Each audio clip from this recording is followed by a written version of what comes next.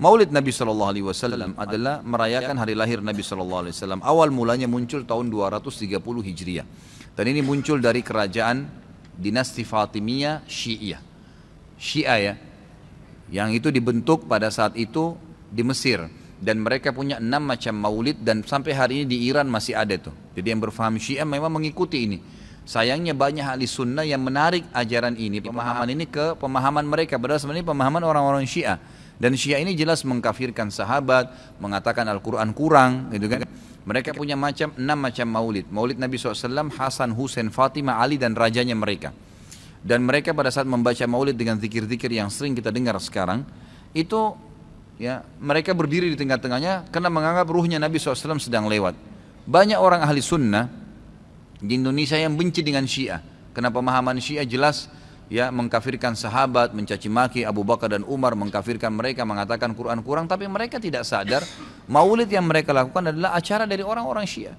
Gitu kan? Anda boleh kembali kepada buku sejarah, semua buku sejarah menjelaskan masalah itu.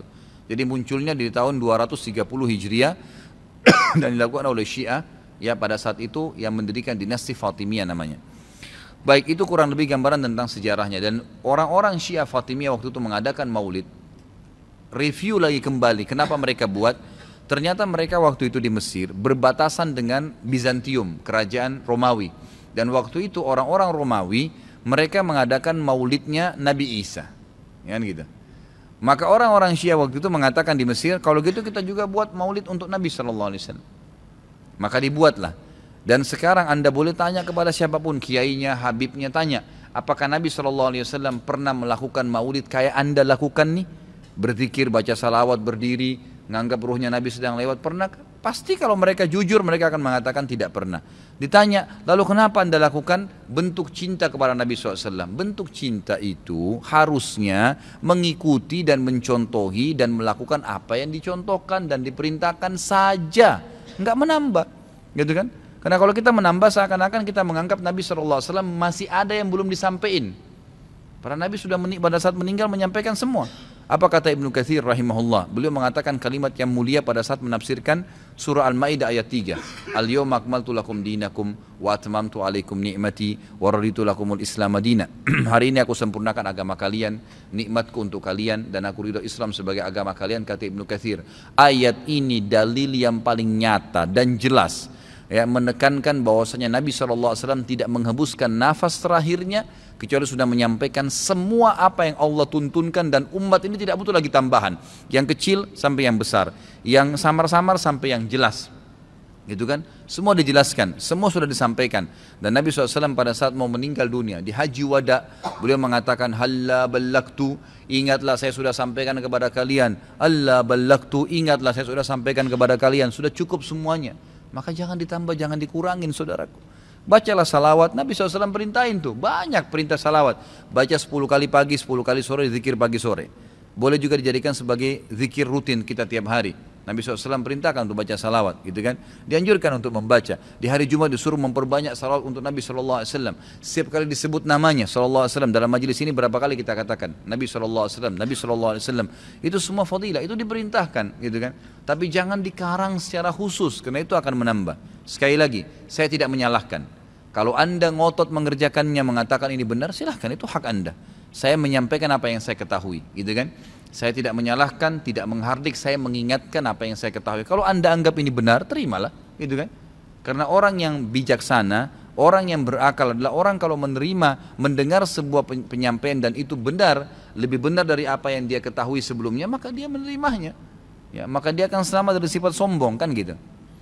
Kalau masalah hadis yang disebutkan tadi, Nabi SAW mengatakan barang siapa yang membuat hal yang baru. Jadi ini terjemahannya pun keliru sebenarnya, gitu kan. Jadi kisahnya begini, ini hadis Bukhari.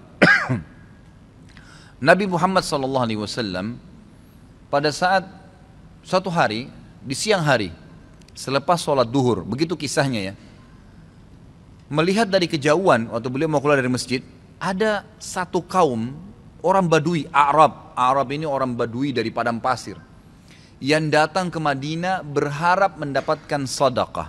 Karena miskinnya mereka, Dalam riwayat ini dikatakan sampai mereka hanya menggunakan satu lembar kain yang tidak dijahit. Mereka cuma lilitkan di badannya, ya, kalau ada angin tersingkap aurat mereka karena miskinnya, dan mereka mengikat ujung kain itu satu sama yang lain di lehernya, gitu kan? Dan diikat juga di bagian bawahnya, sehingga memang peka sekali bisa kelihatan auratnya. Dan dari muka mereka kelihatan, dalam hadis ini dikatakan kemiskinan, wajahnya sudah hitam, kelihatan tua sekali karena susahnya. Lalu Nabi SAW naik di atas mimbar sambil berkata, ini pentingnya mempelajari sababul wurudnya hadis. Sebabnya hadis disebutkan, sama kalau ayat sababun nuzul ya. Perhatikan hadis tadi yang disebutkan, ini adalah sababul wurudnya. Ini saya ceritakan sekarang. Maka Nabi SAW naik di atas mimbar setelah tahmid dan salawat untuk diri beliau dan memuji Allah tadi, tahmid dan salawat, beliau mengatakan, wahai muslimin, sesungguhnya semua yang kalian kumpulkan di dunia tidak akan bermanfaat buat kalian. Semua akan habis. Sebaik-baik harta kalian adalah harta yang kalian infakkan selama kalian hidup. Maka berinfaklah sebelum datang masalah akhirat, datang kematian. Lalu dalam hadis ini panjang lebar Nabi SAW ceritakan masalah kematian, masalah hisab hari kiamat. Lalu motivasi, bersedekahlah sebelum terlambat waktunya. Ya, semua yang punya sesuatu di rumahnya bersedekah. Berikan orang-orang yang susah itu, yang datang menuju ke masjid. Berikan kepada mereka sebelum mereka injak masjid ini. Lalu kata Nabi SAW, bersedekahlah walaupun hanya dengan sepotong kurma. Jadi kalau seseorang di antara kalian punya kurma di rumahnya 1 butir, bagi 2. 1 dia makan setengah, setengah dia makan, kasih setengah orang miskin ini. Saking pentingnya bersedekah. Waktu itu, ikhwan dan akhwat sekalian, sahabat termotivasi, ada yang menangis. Ada satu orang, sahabat berdiri. Lalu dia mengeluarkan semua yang dia miliki di kantongnya. Ya Rasulullah, ini saya sedekahkan. Dengan melihat orang itu melakukan, sahabat di masjid rame-rame melakukannya. Pada keluarin semua hartanya. Apa kata Nabi SAW? Siapa yang menunjukkan perbuatan baik dalam Islam, yang memulai. Kenapa? Karena tadi ini orang memulai kasih, maka dia akan mendapatkan pahala orang yang melakukannya tanpa dikurangi sedikit pun dari pahala orang yang melakukannya. Jadi kalau kita ajak orang ke masjid atau kita ajak orang bersedekah, lalu dia dapat pahala nih 10 pahala misalnya karena sholat atau karena sedekah, kita kena mengajaknya, diberikan juga pahala 10 tanpa dikurangi dari pahala dia, kan begitu. Ini sebabnya hadis. Sayangnya hadis ini disalahfahamin, dijadikan bolehnya mengatakan ada bid'ah hasanah. Semoga Allah berikan hidayah. Padahal mereka tidak paham sebab urutnya. Ada sebabnya hadis itu disebutkan. Jadi bukan kosong begitu saja, gitu kan? Jadi mudah-mudahan ini bisa difahamin apa yang telah Nabi SAW